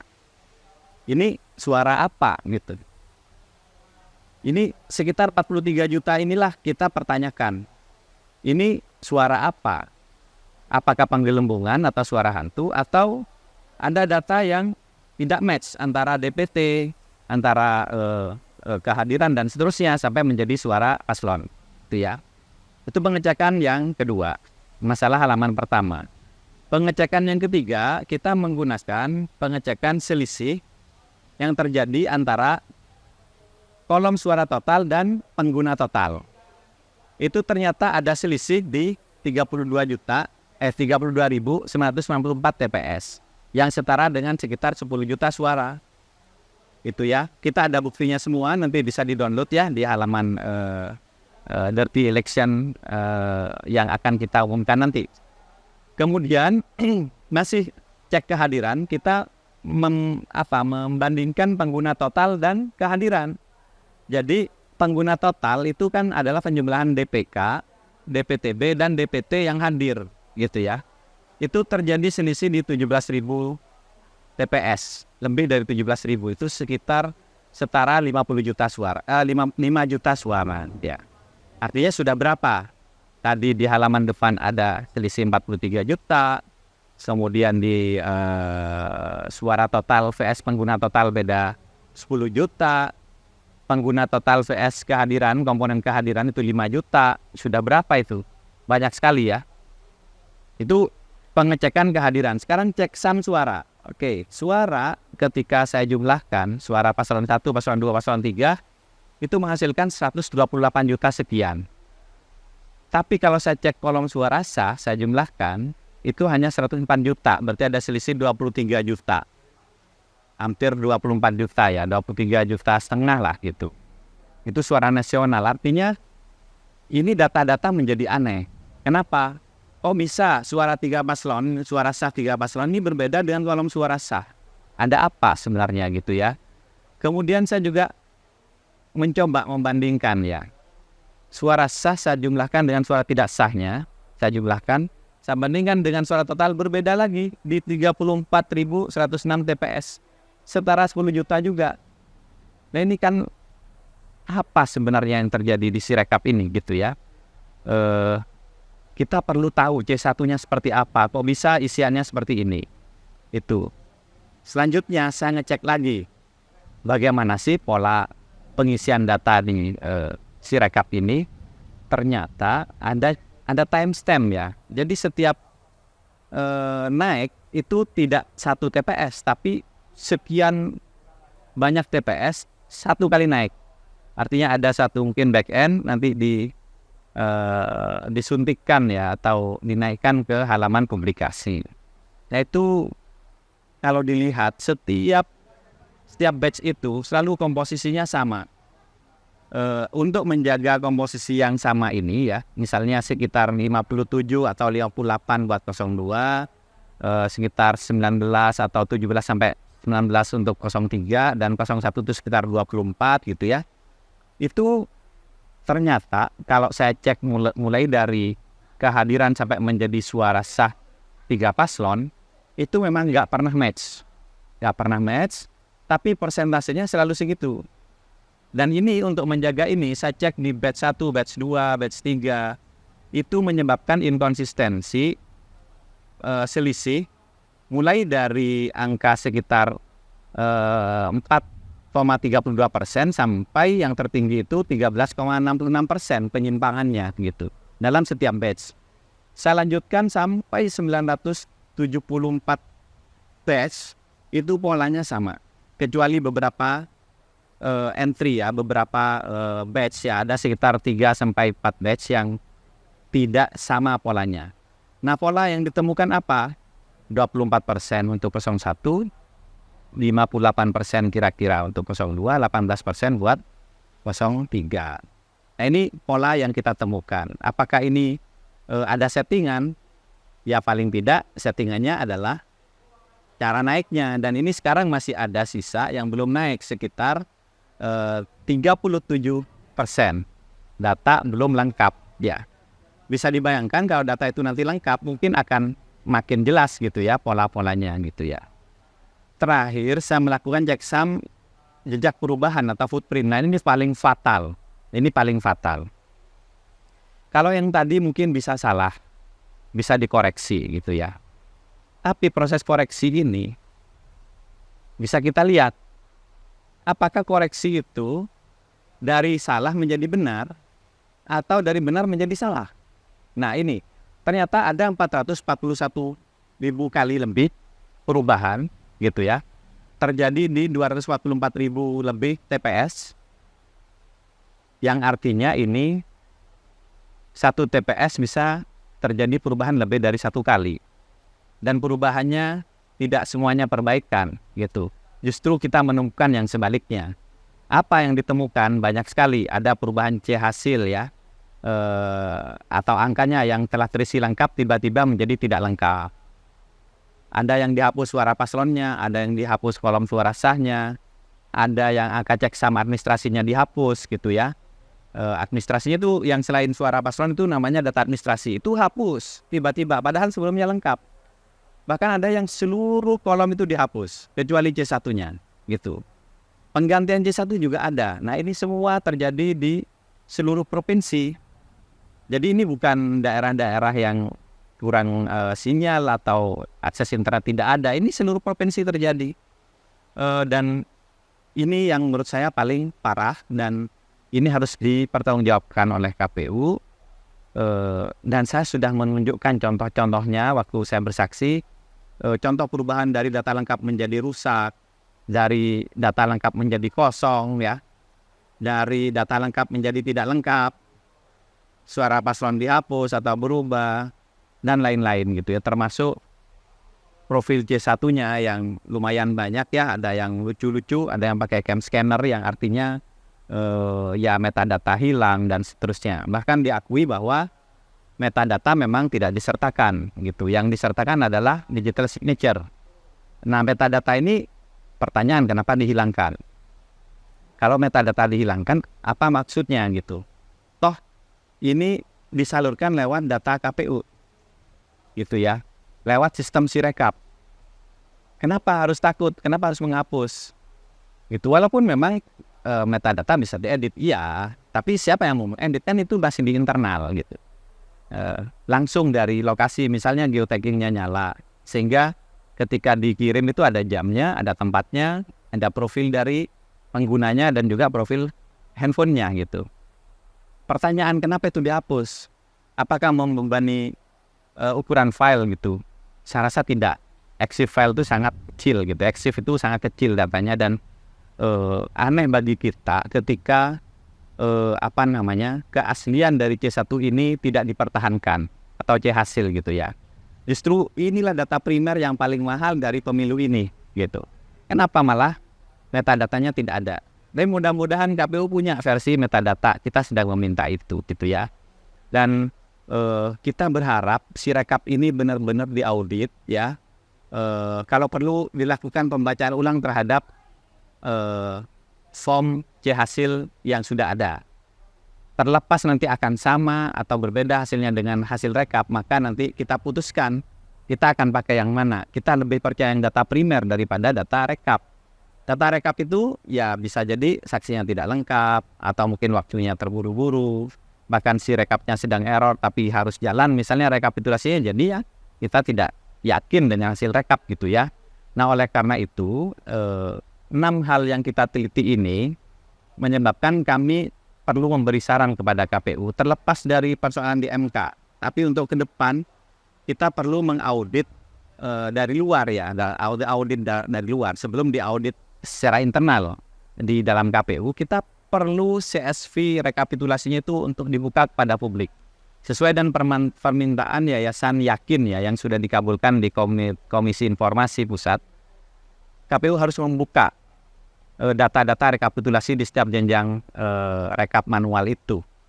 Kemudian C hasilnya dibaca ulang menggunakan teknologi OCR atau OMR yang diklaim sudah selesai. Kalau tidak selesai, bilang saja, misalnya harus dilakukan manual, ya manual aja. Kalau tidak yakin dengan OCR dan OMR, karena memang kualitas foto ini mungkin tidak memenuhi syarat gitu ya.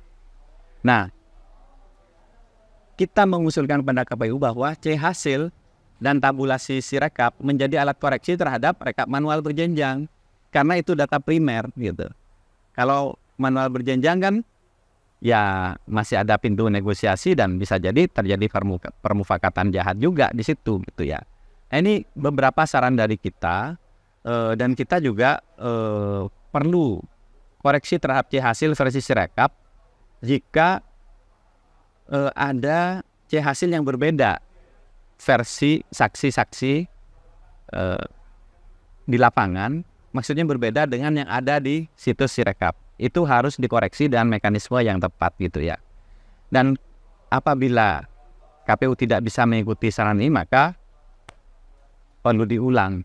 Semuanya perlu diulang karena kita tidak percaya dengan datanya dan ini semua kami bisa buktikan. Kami akan lampirkan data-data yang kami sebutkan tadi di website kita nanti ya, silahkan bisa dibaca proses-proses perubahan yang terjadi, kemudian analisa yang bisa kita keluarkan dari data tersebut, semuanya akan kita buka ke publik. Bahkan bukan hanya publik di Indonesia, tapi juga publik internasional. Terima kasih ya, itu yang bisa saya share. Mudah-mudahan kita bisa memahami bahwa proses robotik dari kita untuk mengecek perubahan-perubahan atau hal-hal yang terjadi di dalam Sirekap itu bukan isapan jempol. Kita ini memang menggunakan cara yang saintifik dan tidak perlu ragu dengan dasar hukum dari penggunaan Sirekap. Baik dari sisi teknikal maupun dari sisi payung hukum, semuanya kita legal untuk melakukan analisa ini, menghimpun data ini, dan juga memaksa atau mengatakan bahwa si rekap ini bagian terintegrasi dari rekapitulasi berjenjang. Tidak ada lagi istilah manual, sebenarnya itu hanya istilah luaran. Sebetulnya nama rapatnya itu adalah rapat pleno terbuka rekapitulasi hasil penghitungan perolehan suara tingkat kecamatan, kota kabupaten, provinsi, dan nasional. Itu bahasanya, nggak ada istilah manual berjenjang, itu nggak ada. Dan yang dimaksud rekapitulasi manual berjenjang itu adalah rapat pleno tadi. Dan itu harus menggunakan Sirekap. Banyak buktinya di YouTube, rekaman misalnya dari KPU Kota Bima, kemudian KPU Provinsi NTB, itu selalu melakukan live dalam rekapitulasi. Itu bisa dicek bagaimana cara mereka bekerja, dan mereka jelas menggunakan Sirekap. Terlepas dari cara login yang sering error juga, tapi kenyataannya memang menggunakan Sirekap. Nah, oleh karena itu mudah-mudahan sekarang menjadi terang benderang bahwa data yang kita paparkan itu bukan data ilegal dan bukan isapan jempol. Kita bisa memberikan data-data itu untuk publik. Silakan KPU memberikan klarifikasi dan kami akan siap menerima kalau memang KPU bisa membuka data secara benar bahwasanya C1 atau C hasil dengan D hasil itu harus match. Kalau tidak match maka harus tahu yang mana tidak match dan harus dikoreksi secara benar. Ada berita acaranya sesuai dengan undang-undang kearsipan. Terima kasih banyak. Sampai ketemu di episode selanjutnya. Assalamualaikum warahmatullahi wabarakatuh.